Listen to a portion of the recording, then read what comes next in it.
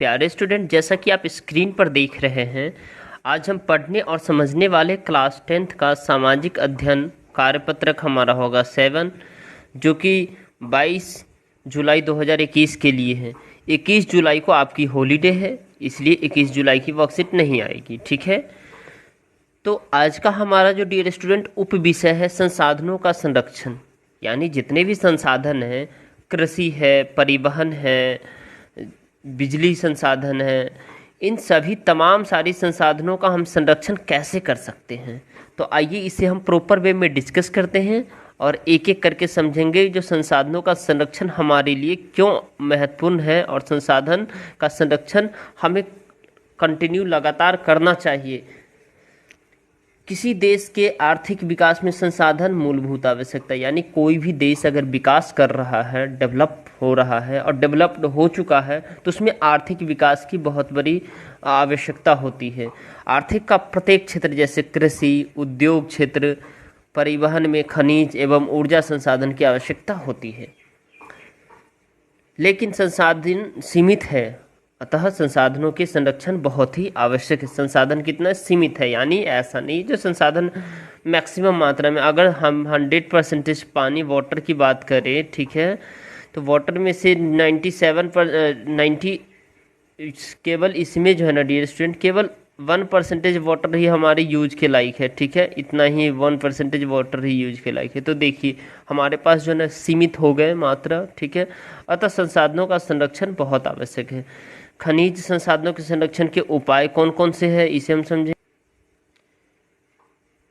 खनिज का प्रयोग सुनियोजित एवं शतपोषीय तरीके से करने की आवश्यकता है, यानी खनिज का जो उपयोग है उसे तरीके से करना है, यानी ज़्यादा उपयोग नहीं करना है। ठीक है, और ऐसे करना है क्योंकि आने वाले भविष्य में जो भी व्यक्ति होंगे, जो भी हमारे जो मतलब मानव जाति होंगे, उनके भी यूज के लिए बचा रहे। ठीक है, निम्न कोटि के अयस्क को कम लागत उपाय प्रयोग करने के लिए नई तकनीक का प्रयोग करना चाहिए। ठीक है, निम्न कोटि के जो अयस्क है जिसकी क्वालिटी कम होती है, उनमें कम लागत का, यानी कम उसमें जो है ना इन्वेस्टमेंट करे और उसका प्रयोग नई तकनीक का प्रयोग करके करे। ठीक है, संसाधनों का पुनः चक्रण एवं पुनः उपयोग करना चाहिए। संसाधनों का क्या करना है, पुनः चक्रण। पुनः चक्रण यानी फिर से उसको उपयोग करना चाहिए, रिसाइकल करना चाहिए। अन्य प्रतिस्थापनों का उपयोग करना चाहिए, और अन्य प्रतिस्थापनों का ऐसा हो जो एक जगह भी यूज हो गया हो, दूसरी जगह भी यूज किया जा सकता हो उसे। राइट। संसाधन, ऊर्जा संसाधन के संरक्षण के उपाय क्या क्या हो सकते हैं। तो सौर ऊर्जा, पवन ऊर्जा जैसे ऊर्जा के नवीकरणीय स्रोत का अधिक से अधिक प्रयोग हो करना। ठीक है, सौर ऊर्जा का अधिक से अधिक हम प्रयोग करेंगे। ठीक है, निजी वाहनों के स्थान पर सार्वजनिक वाहनों का अधिक से अधिक हमें प्रयोग करने की आवश्यकता है, और जब उपयोग ना हो रहे हैं तो बिजली के स्विच को हमें बंद कर देना चाहिए। ठीक है, ऊर्जा को बचत करने वाले उपकरण का उपयोग करना चाहिए, जैसे एलईडी का उपयोग। ठीक है, अब हम देखेंगे डियर स्टूडेंट बेहद ही खास इम्पोर्टेंट प्रश्न है। चलिए, ऊर्जा संसाधन इतने महत्वपूर्ण होते हैं कि यह कहा जा सकता है कि ऊर्जा ही बचत ही ऊर्जा उत्पादन है। ये कोट आप याद रखेंगे। ठीक है, चलिए पहला, दूसरा और तीसरा क्वेश्चन, इस सभी क्वेश्चन का हम आंसर देखते हैं। क्वेश्चन नंबर हमारा फर्स्ट है,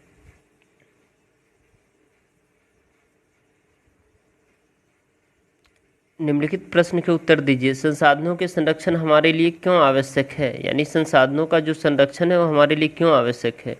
तो प्राकृतिक संसाधनों की न्याय संगत और योजनाबद्ध उपयोग को ही संसाधन का संरक्षण कहते हैं, और पृथ्वी पर कुछ संसाधन ऐसे हैं जो समाप्त नहीं होते हैं, लेकिन कुछ संसाधन ऐसे भी हैं जो कभी भी समाप्त हो सकते हैं। जो समाप्त होने वाले संसाधन हैं उनका संरक्षण आवश्यक है, जैसे कि पेट्रोलियम, कोयला इत्यादि।